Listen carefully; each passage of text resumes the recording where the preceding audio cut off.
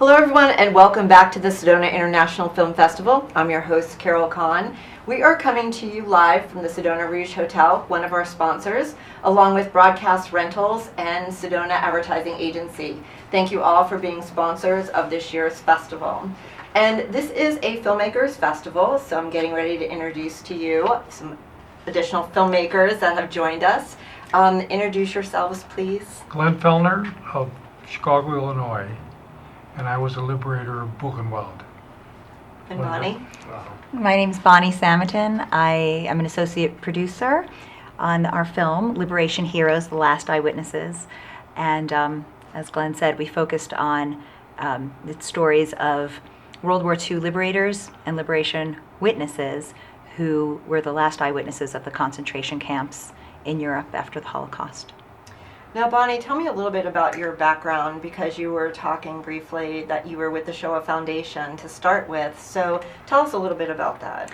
Yeah, USC Shoah Foundation is celebrating its 25th anniversary, which is part of the reason why we presented this film at this time. It's a film that we have, that I know our producer, June Beeler, and June Beeler Productions has wanted to make since we started the Shoah Foundation.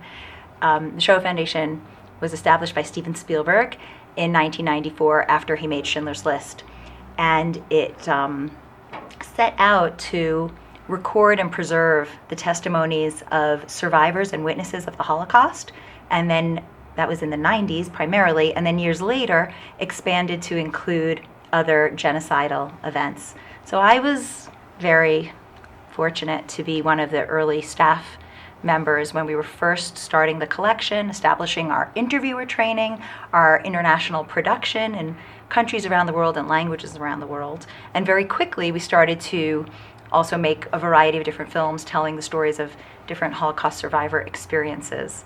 So it's really, like now, 25 years after the Shoah Foundation started, such an important opportunity to share the experience, which is so unique and so important, of the liberators, who are a few still among us, but who are really like the last eyewitnesses to what they saw, which, you know, they were trained and prepared as much as I guess one could be for war, but were unprepared for what they would find. Exactly. I know it's very sad when looking at the film and some of the things. And you, Glenn, you were part of the liberation of Yeah, that. when I graduated high school and entered college, and that was when that was in June of '44. Battle of Normandy landing was June 6th, and I read in the newspapers about the camps and the concentration camps, and after entering college about 3 weeks into my session, it was summer school, I decided I wanted to do my best, because there was a rumor that Jews didn't fight, that Jews were clerk typists when they went into service, and I said I had to prove otherwise. So I volunteered for the Army, and when I got into the Army, I then volunteered to be in part of a combat patrol after I got sent overseas. And our job was to go ahead of the troops to find where the Germans were. And at that time, when I first went in, my morale was never at a lower ebb, because the conditions were we were in snow 2 feet deep, and when your socks got wet at night, I'd have to take the socks off and put it on my stomach so they'd dry out overnight. And then Claire Booth Luce of the Life magazine had written an article that the infantrymen had nothing to look forward to except 5 years or more, as long as the war would last, whereas an Air Force man, after 30 missions, went home. So I thought I was not going to go home. I'd be here. If the war lasted 2, 3, 4, 5 years, I was going to be in these conditions. So it was quite depressing. But we made it through, and the Hurtgen Forest was horrible. I saw dead bodies lying there and dead horses and dead cows, and it was quite miserable.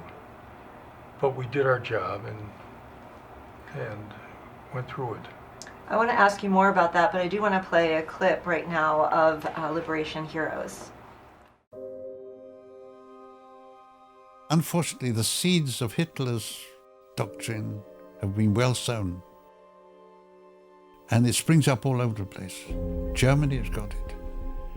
England's got it. France has got it. America's got it. There's over 800 hate groups in the United States of America. 800 plus hate group still doing this. I want you to be an upstander, not a bystander.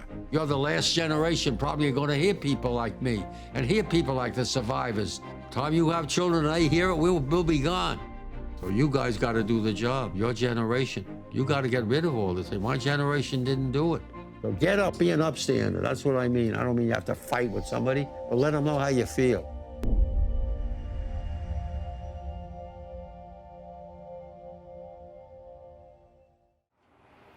It's so powerful, you know, like I have so many questions and we don't even have enough time to go through half of the questions. But, you know, you talked about, Bonnie, that the list, you know, of looking for those who liberated as well as Holocaust survivors. How big or how small is that list actually right now? You mean how many are still living with us? Yes. It's diminishing. You know, we started taking these testimonies back in the 90s, so we're grateful for this archive because Glenn and other liberators and Holocaust survivors and other witnesses gave their testimonies 25 years ago and 20 years ago, when memory is clearer and when there were more people available to come forward and share, and they were finally ready to, which is another important piece of it. So, you know, today we have, you know, these heroes and these witnesses who are in their 90s, and we saw them in the film. And through, hopefully, our film, and films like ours, and through the testimonies in the archive, they will continue to be teachers for this generation and generations to come. Mm-hmm. As an anecdote to that, what Bonnie just said is, I got a phone call some years ago, about 20 years or more, and they said they'd like to interview me. That would be about an hour. They came to my house, and it took them 4 or 5 hours to finish it. I couldn't believe it. And then they took I said, could I get a copy of this? And they said it's in the Library of Congress. Wow. So how does that make you feel, Glenn? I mean, I know you were, how old, 20 when 18. You went, 18 when, that's like, what do you know at 18, right?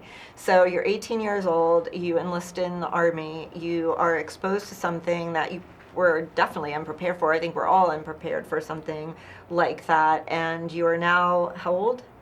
Now I am 93. You're young 93, a young 93. And do you feel like you are a hero at all?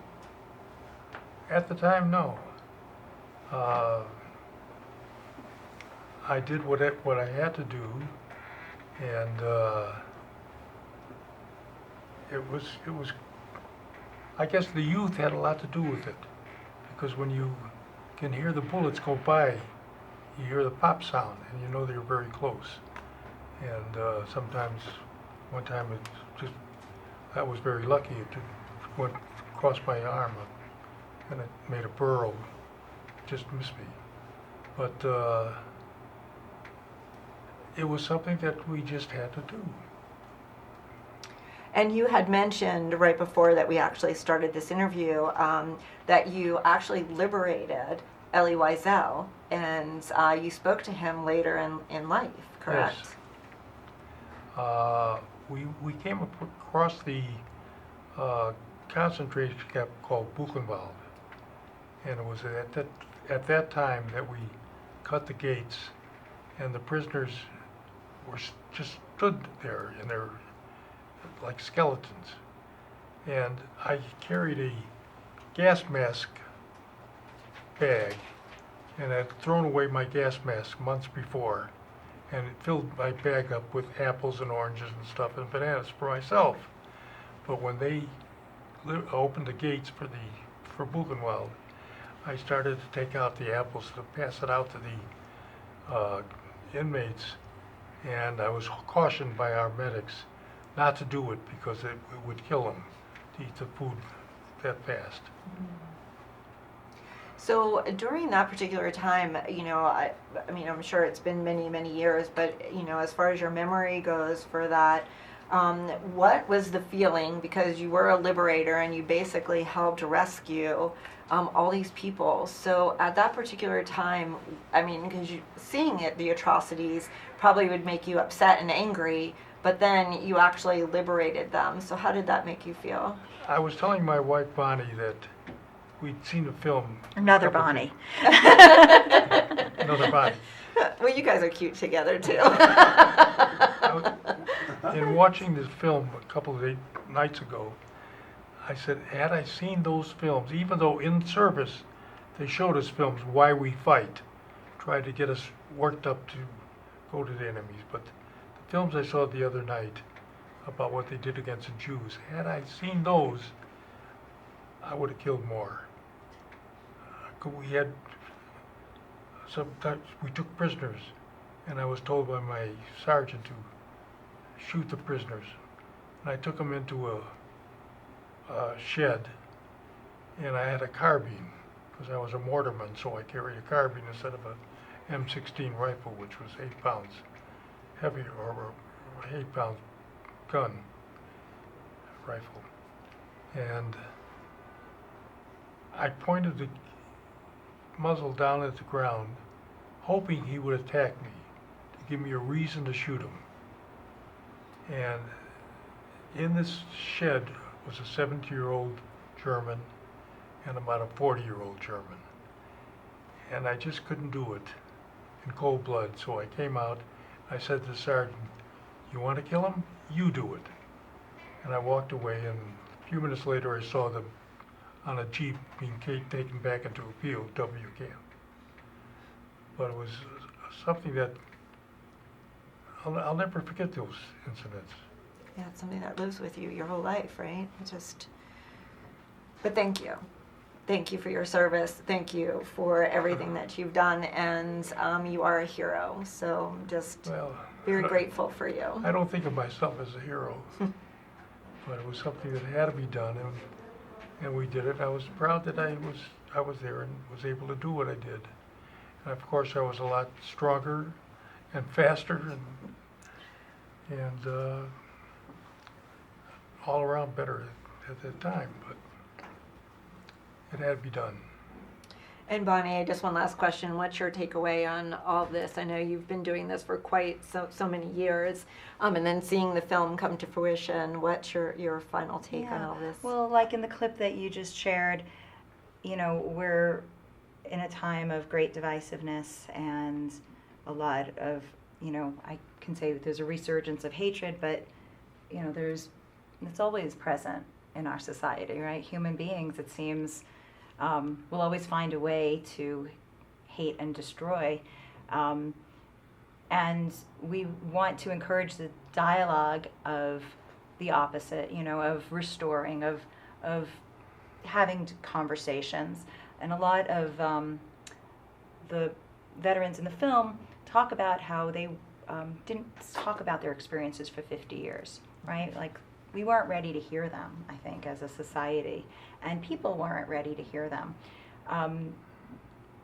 Now there's much more known about PTSD. We give support to one another because these are all human stories, and each one has a very subtle personal experience. Everybody comes to whatever their role is, at wartime, in times of divisiveness. Everyone has their own story, their own history, and we see these subtleties.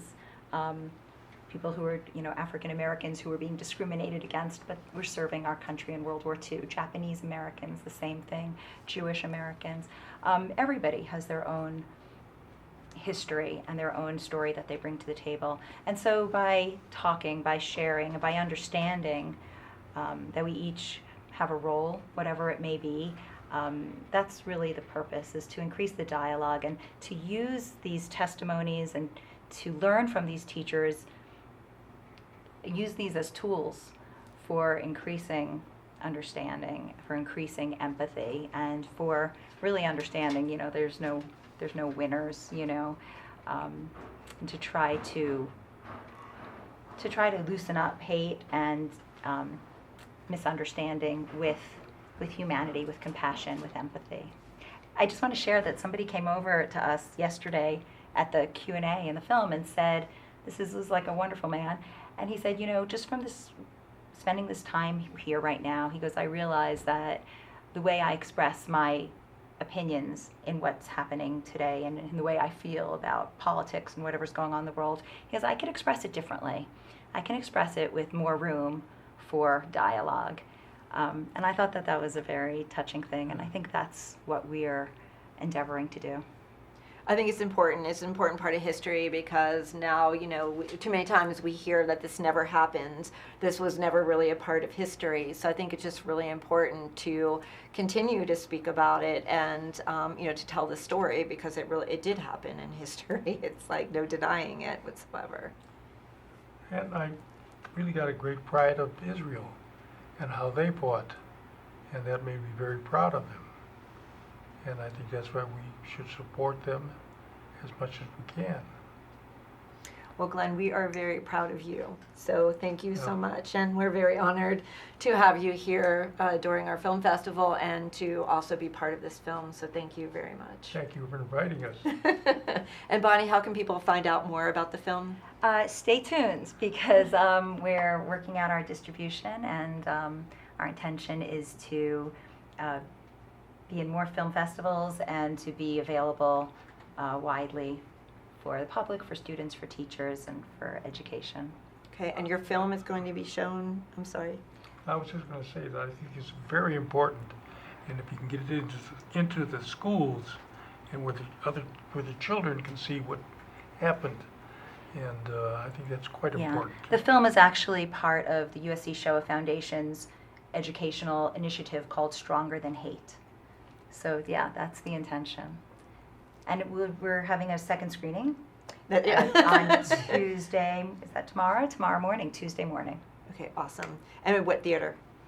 That's a good question. Harkins 6. Right, Harkins 6. Harkins 6. Yes. Tomorrow? either. Yes. All right, awesome. Well, thank you both for being with us. We really Thanks so appreciate much. it. Yes. Thank you. Thank you. Okay, and for those of you on social media, please follow us with Sedona Film Fest 2020 and hashtag Sedona Film Fest 26. We'll be back with more from our filmmakers right after this.